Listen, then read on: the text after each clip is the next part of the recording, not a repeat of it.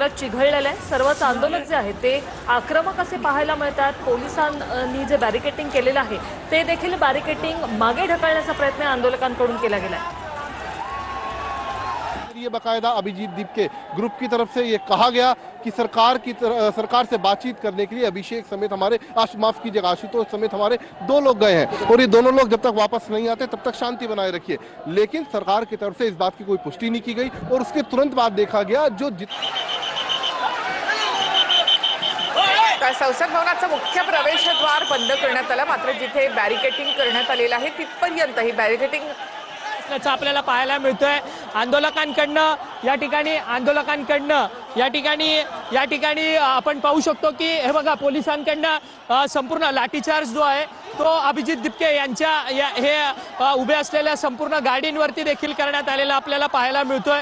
आपलं आता आंदोलक जे आहेत ते या ठिकाणाहून हटवण्याचा प्रयत्न जो आहे तो होताना पाहायला मिळतोय आणि या ठिकाणी आपण पाहू शकतो की कर इन्हें यहाँ पर रोकने की जो कोशिश है वो यहाँ पर दिल्ली पुलिस की तरफ से की जा रही है। जी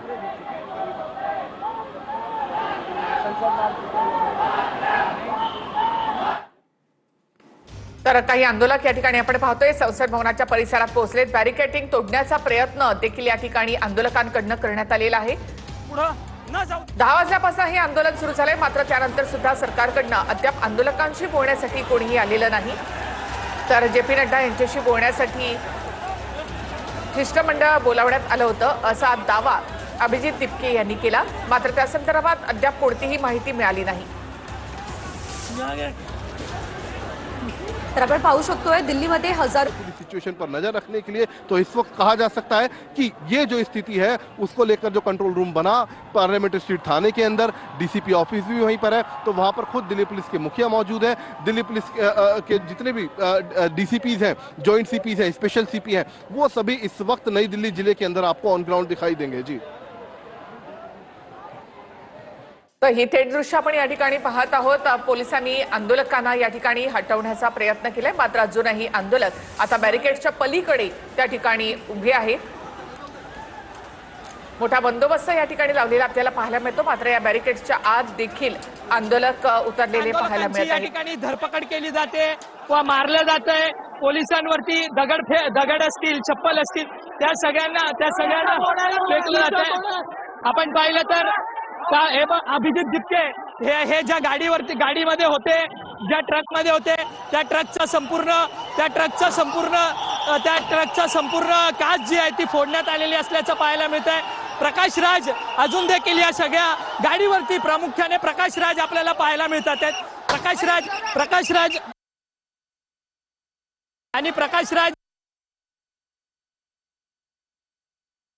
तर प्रकाश राज हे देखील आता या आंदोलकांशी बोलण्यासाठी म्हणून इथे आलेले आहेत।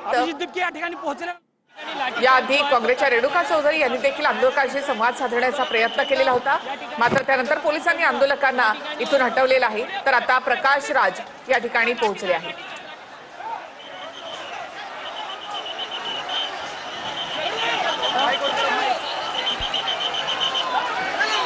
तर आंदोलन अधिक तीव्र या ठिकाणी झालं असल्याचं आपण पाहतोय। संसद भवनापासून काही अंतरावरती आता हा मोर्चा जो आहे तो पोहोचलेला आहे, मात्र संसद भवनाच्या परिसरामध्ये येण्यापासून त्यांना रोखलं जातंय। त्यासाठी अनेकदा त्यांना रोखण्यात आलं, अश्रुधुराच्या नळकांड्यांचा वापर करण्यात आला, लाठीचार्ज करण्यात आलेला आहे। तर दुसरीकडे आता सीजेपीचं शिष्टमंडळ जेपी नड्डा यांच्या भेटीसाठी देखील दाखल झालेलं आहे। वांगचुक यांच्या विनंतीनंतर अभिजीत दिपके यांनी उपोषण सोडलं, मात्र मोर्चा काढण्यावरती ते ठाम राहिलेले आहेत। अभिजीत दिपके यांच्या आंदोलनात पोलिसांकडनं या ठिकाणी लाठीचार्ज जो आहे तो करण्यात आलेला असल्याचं आपल्याला पाहायला मिळतोय।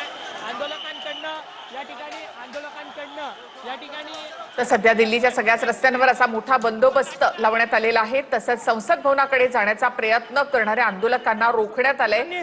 आंदोलकांनी काही बॅरिकेड्स देखील पाडलेले होते, त्यानंतर आणखी पोलीस फोर्स या ठिकाणी बोलावण्यात आले।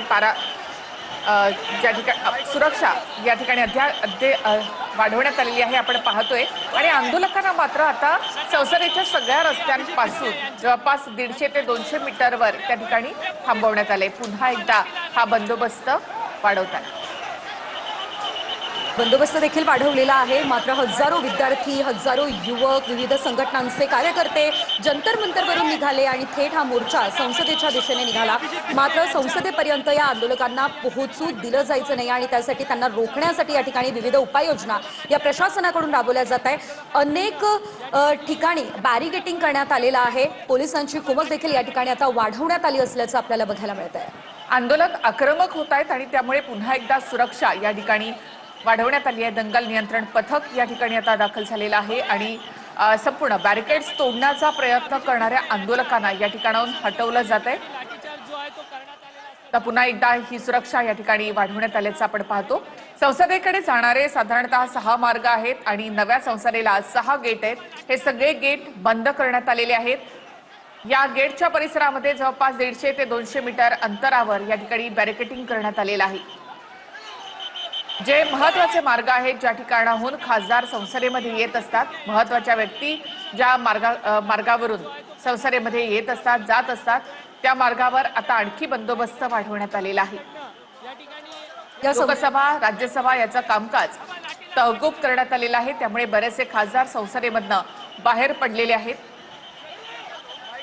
वो अब आगे बढ़ते हुए देखे जा सकते हैं. खुद जिले के जो डीसीपीज हैं, तमाम जितने भी एसीपीज हैं, जो तमाम आला अधिकारी हैं, वो देखिए किस तरीके से अगुवाई करते हुए अपनी टीम की दिखाई दे रहे हैं. और बड़ी संख्या में रैपिड एक्शन फोर्स इस वक्त इस जगह पर बुला ली गई है. और ये देखिए सभी प्रोटेस्टर्स को पीछे की तरफ यहाँ पर हटाया जा रहा है. सभी को देखिए, तस्वीर में चाहूंगा कैमरामैन आपको दिखाए. ये देखिए किस तरीके से पीछे की तरफ जितने प्रोटेस्टर्स हैं उनको इस वक्त खदेड़ने की कोशिश फिलहाल दिल्ली पुलिस की तरफ से पैरामिलिट्री फोर्स के साथ मिलकर यहाँ पर देखी जा सकती है. कुछ देर पहले काफी बड़ी संख्या में प्रोटेस्टर्स थे, 50 के करीब, जिनको यहाँ पर डिटेन किया गया. और डिटेन करने के बाद अब ये देखिए किस तरीके से दिल्ली पुलिस सभी को समझाते बुझाते हुए यहाँ पर देखी जा सकती है, ताकि इनको पार्लियामेंट से दूर किया जाए. क्योंकि बीएनएस की जो धारा 163 है वो इस इलाके में लागू है. तो ऐसे में पुलिस की कोशिश है कि जितने भी सीजेपी